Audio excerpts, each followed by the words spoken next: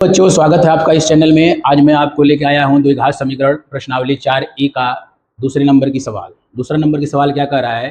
कह रहा है कि दो संख्याओं का योग 20 और उनका गुणनफल 10 है, तो उनके व्युत्क्रमों का योग ज्ञात कीजिए। देखिए, सर्वप्रथम हम सवाल को बहुत अच्छे ढंग से पढ़ते हैं, जल्दबाजी नहीं करना है, क्योंकि कह रहा है कि दो संख्याओं का योग 20 है, यानी दो संख्याएं हैं, उनको जोड़ने पर क्या आता है? 20 आता है।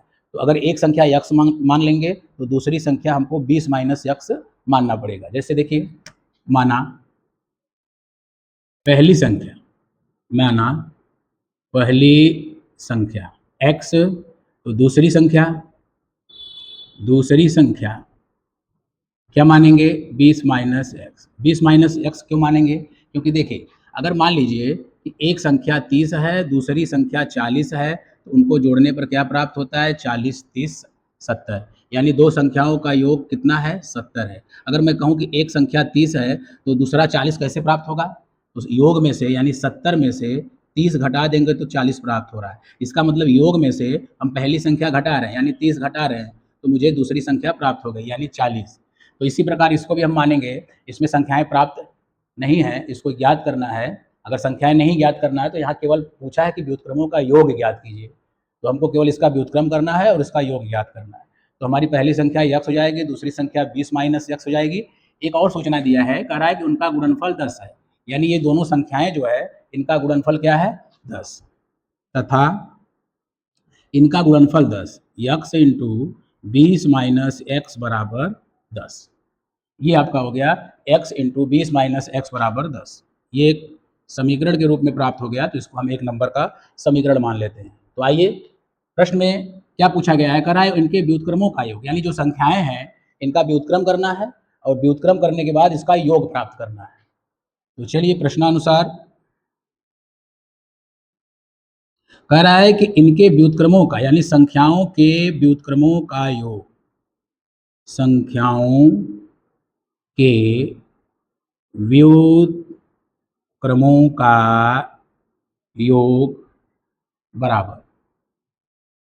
तो संख्याओं के व्युत्क्रमों का योग ज्ञात करना है, तो हमने लिख दिया संख्याओं के व्युत्क्रमों का योग बराबर। तो हम व्युत्क्रम करेंगे संख्या को, यक्स का व्युत्क्रम 1/x, और दूसरी संख्या है 20 माइनस यक्स, तो इसका व्युत्क्रम करेंगे 1/20 माइनस एक्स, और इनका योग प्राप्त करना है। तो ये हो जाएगा LCM x into 20 minus x बटे एक्स से भाग लगाएंगे, एक्स कैंसिल हो जाएगा, 20 माइनस एक्स बचेगा, इसका गुणा 1 में कर देंगे तो ये जाएगा 20 माइनस एक्स, फिर प्लस, फिर 20 माइनस एक्स से भाग लगाएंगे तो एक्स बचेगा, एक्स का गुणा 1 में कर देंगे एक्स, तो यहाँ एक्स एक्स कैंसिल हो जाएगा, ये आपका आया 20 बटे एक्स इंटू 20 माइनस एक्स, तो बराबर। यहाँ देखिए, समीकरण एक नंबर जो बनाए हैं वहाँ दिया गया है एक्स इंटू 20 माइनस एक्स, यानी इनका गुणनफल क्या है? 10 है, यानी इसका मान क्या है? 10 है।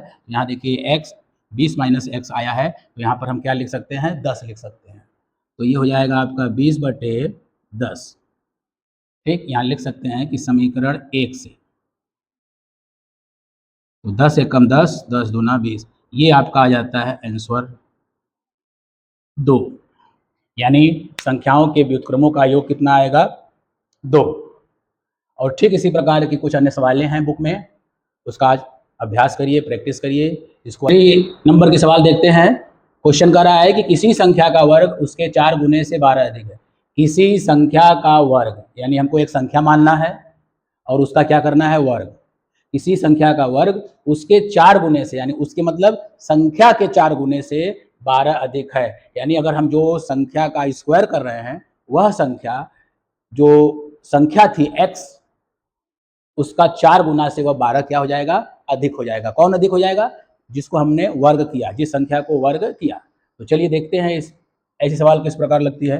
देखिए, संख्या ज्ञात कीजिए, तो आप मानिए सर्वप्रथम की माना संख्या क्या है? x है। माना संख्या क्या है? x है। इसमें दो संख्याएं नहीं है, इसमें केवल एक ही संख्या है। कह रहा है किसी संख्या का वर्ग।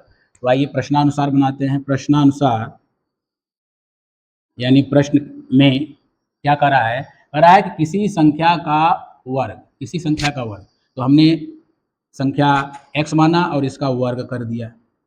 किसी संख्या का वर्ग उसके 4 गुने से, उसके मतलब संख्या के 4 गुने से, तो यहाँ पर हमने बराबर किया, संख्या का 4 गुना 4x से कितना अधिक है, 12 अधिक है। ये हो गया द्विघात समीकरण। यानी जो प्रश्न बोला है कि किसी संख्या का वर्ग हमने वर्ग कर दिया और उस संख्या के 4 गुने से 12 अधिक है। यानी अगर हम संख्या का वर्ग करते हैं तो वह वर्ग संख्या जो होगी उस संख्या के 4 गुने से 12 अधिक होगी। तो चलिए आइए, द्विघात समीकरण बन गया। अब इसको हम हल करते हैं। एक्स स्क्वायर, अब पूरा पक्षांतर करते हैं, बाईं तरफ लाते हैं 4x प्लस 12 को, तो माइनस 4x और माइनस 12 बराबर 0। ये एक द्विघात समीकरण बन गया और इस द्विघात समीकरण को गुणनखंड विधि से हल करके x का मान निकालना है। तो चलिए देखते हैं, इस 12 का गुणा एक्स स्क्वायर के गुणांक में करते हैं तो 12 एकम 12, 12 एकम 12। तो 12 का ऐसा खंड करें कि जोड़ने या घटाने पर 4 आवे, जोड़ने या घटाने पर 4 आवे, यानी 6 दूना 12।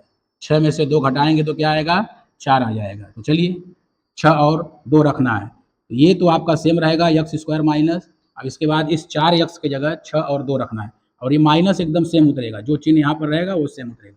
और उसके बाद बड़ी संख्या जो होगी वह 6x के रूप में रखना है। घटाने पर 2 आया है, अब यहाँ माइनस 6x हो गया, तो अगला प्लस रखेंगे तभी घटेगा 2x, और बाकी माइनस 12 सेम उतरेगा वही। ये आपका जो है 4x को हमने बांट दिया है, 6x प्लस 2x, यानी माइनस 6x प्लस 2x। अब दो का जोड़ा बनाएंगे, x कामन ले लेंगे तो ये आता है x माइनस 6 और प्लस 2 कामन लेते हैं तो x माइनस 6।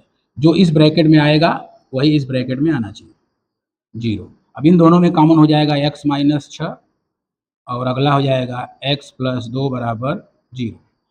तो अब देखिए ये जो x प्लस 2 है, इसको हम जब 0 के बराबर लिखेंगे x प्लस 2 को, तो x का मान क्या आ जाएगा, माइनस 2 आ जाएगा। तो हमारी संख्या क्या है, प्लस में है। हमारी संख्या क्या हम x माने हैं, माइनस में नहीं माने। हमारी संख्या x माने हैं, लेकिन यहाँ पर x का मान माइनस में आएगा, तो इसलिए इसको हम हटा देंगे, इसको नहीं लेंगे।